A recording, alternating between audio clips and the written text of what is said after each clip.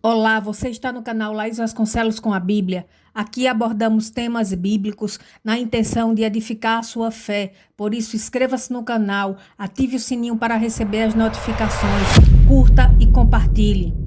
Depois de promover a purificação do templo e restaurar o culto, Ezequias deliberou com as altas autoridades e os residentes em Jerusalém a celebração da Páscoa, que não vinha sendo comemorada. A Páscoa é uma das 7 principais festas judaicas, designada como solenidade do Senhor, uma santa convocação que deveria ser comemorada no dia 14 do primeiro mês do calendário civil, de acordo com Levítico, capítulo 23, versículos 4 e 5, e Números, capítulo 28, versículo 16. Em Êxodo capítulo 12, o Senhor anunciou a Moisés e a seu irmão Arão a ordenança da Páscoa e determinou como primeiro mês do calendário do povo israelita aquele da instituição da Páscoa, no qual o Senhor passara pela terra do Egito e ferira seus primogênitos, porém livrara seu povo, que em seguida deixara aquela nação. Em Deuteronômio, capítulo 16, versículo 1, o Senhor dá uma ordem expressa para que o povo de Israel guarde o mês de Abibe e celebre a Páscoa do Senhor, pois naquele mês o Senhor o resgatou da servidão no Egito. Contudo, havia sacerdotes que não tinham se santificado, e o povo não estava reunido em Jerusalém. Por isso, eles sacrificaram a Páscoa no dia 14 do segundo mês. Isso porque o conjunto de regras acerca da Páscoa incluía exceções que imprimiam um reagendamento da data da festividade para o segundo mês, no 14º dia. O Senhor havia instruído Moisés que se alguém dentre os israelitas estivesse impuro por ter tocado um corpo morto, ou caso estivesse distante, viajando, deveria vivenciar a Páscoa no mês subsequente. Na reabertura do templo, Ezequias decretou que se fizesse holocausto e sacrifício pelo pecado por todo Israel. E seguindo sua tentativa de reunificar o povo em virtude da queda do Reino Norte, o rei mandou emissários que saíram não só por Judá, mas por todo o Israel, divulgando as cartas escritas por ele e pelas autoridades do Reino Sul, e convocando a presença de todos em Jerusalém para celebrarem a Páscoa. Em 2 Crônicas, capítulo 30, versículo 1, diz que as missivas foram escritas também a Efraim e Manassés. Comentaristas clássicos concordam que tais tribos foram mencionadas em virtude de seu papel de destaque dentre as demais tribos do Reino Norte e por sua localização geográfica próxima a Judá. O território de Efraim e o de Judá eram vizinhos, com a primeira tribo situada diretamente ao norte das terras da segunda, o que significa que a fronteira sul de Efraim formava a fronteira norte de Judá. Na divisão das tribos, Manassés ficou dividida em 2 partes, uma localizada a oeste do Jordão e a outra a leste. Para os correios chegarem a essa tribo, a rota mais fácil cortava os domínios de Benjamim, ao norte de Judá, e de Efraim, ao norte de Benjamim e ao sul de Manassés. A mensagem deveria alcançar o remanescente que não tinha sido levado para o cativeiro assírio, e continha o seguinte teor: Filhos de Israel, convertei-vos ao Senhor, Deus de Abraão, de Isaque e de Israel, para que ele se volte para aqueles de vós que escaparam, e escaparam das mãos dos reis da Assíria. E não sejais como vossos pais e vossos irmãos, que transgrediram contra o Senhor, Deus de seus pais, pelo que os pôs em assolação, como o vedes. Não endureçais agora a vossa cerviz, como vossos pais.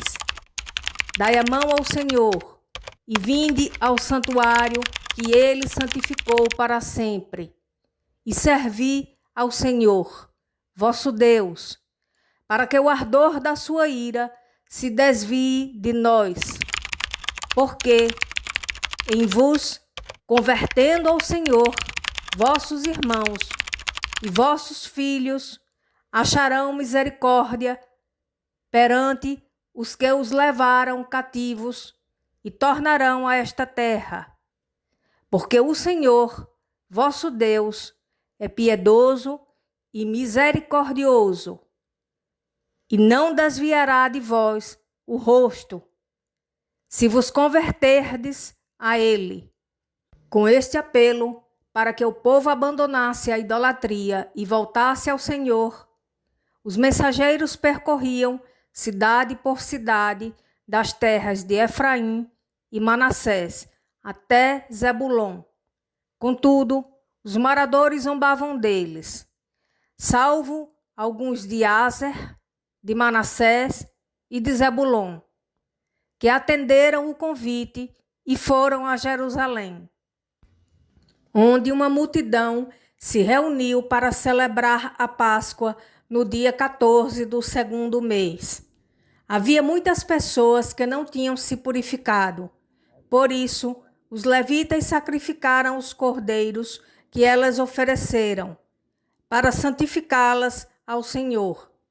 Pois muita gente dentre o povo, inclusive muitos de Efraim e Manassés, Issacar e Zebulon, não tinham se purificado, e mesmo assim comeram a Páscoa, a despeito de como manda a lei.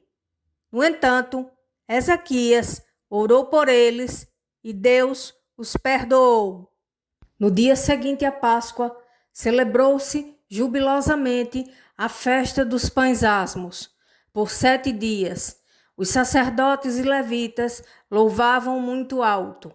A alegria foi tanta que decidiram estender a festividade por mais 7 dias, pois Ezequias deu ao povo 1000 bois e 7.000 carneiros, e as principais autoridades deram 1000 novilhos e 10.000 carneiros. A restauração da celebração da Páscoa foi tão gloriosa que desde o tempo de Salomão não se via algo semelhante. Ao seu término, os sacerdotes e levitas pediram as bênçãos de Deus para todo o povo, e o Senhor os atendeu. Ezequias, então, organizou as turmas dos sacerdotes e levitas no templo, distribuindo-os em seus turnos de acordo com seu serviço, para os holocaustos e para as ofertas pacíficas, e para ministrarem e cantarem às portas do templo. O monarca estipulou a parte das suas finanças que seria destinada aos holocaustos da manhã e da tarde, e para os holocaustos dos sábados, das luas novas e das festas fixas, e determinou que os moradores de Jerusalém dessem a porção dos sacerdotes e levitas, para que pudessem se dedicar à lei do Senhor. Depois dessa ordem, o povo trouxe muitas primícias de trigo, mosto, azeite, mel e de tudo que a terra produzia, e também os dízimos de tudo.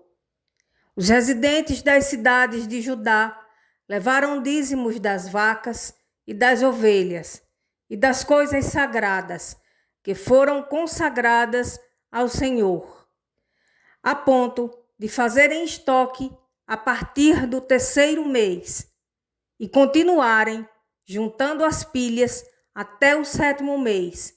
Por isso, o rei mandou que fossem feitas despensas no templo. O levita Conanias ficou responsável pelo recolhimento das contribuições, dízimos e presentes dedicados. Ele era auxiliado pelo seu irmão, Simei, e ambos contavam com a ajuda de supervisores nomeados por Ezequias e pelo sumo sacerdote Azarias. Um levita chamado Coré era responsável pelas ofertas voluntárias a Deus. Ele distribuía as ofertas alçadas do Senhor e as coisas santíssimas. Havia 6 outros levitas subordinados a Coré, distribuindo a parte que cabia a todos os seus colegas, de acordo com o grupo ao qual pertenciam, nas cidades onde os sacerdotes habitavam. Essas ofertas eram repassadas aos homens e meninos de 3 anos para cima, que possuíam seus nomes nos registros genealógicos, e aos que desempenhavam suas funções no templo, de acordo com o seu turno. Como os sacerdotes e os levitas precisavam estar sempre santificados para executarem suas tarefas, foi feito um registro da seguinte forma: os sacerdotes foram alistados segundo suas famílias. Já os levitas, de 20 anos para cima, foram registrados de acordo com seus cargos e seus turnos. As listagens incluíam os nomes das suas mulheres, dos seus filhos e das suas filhas. Ainda foram nomeados encarregados da distribuição da porção de alimentos dos sacerdotes que residiam nas cidades dos sacerdotes ou em seus arredores, bem como dos alimentos dos levitas catalogados nos registros. Assim, Ezequias organizou o serviço no templo e a retribuição dos sacerdotes e levitas, sempre observando a vontade de Deus.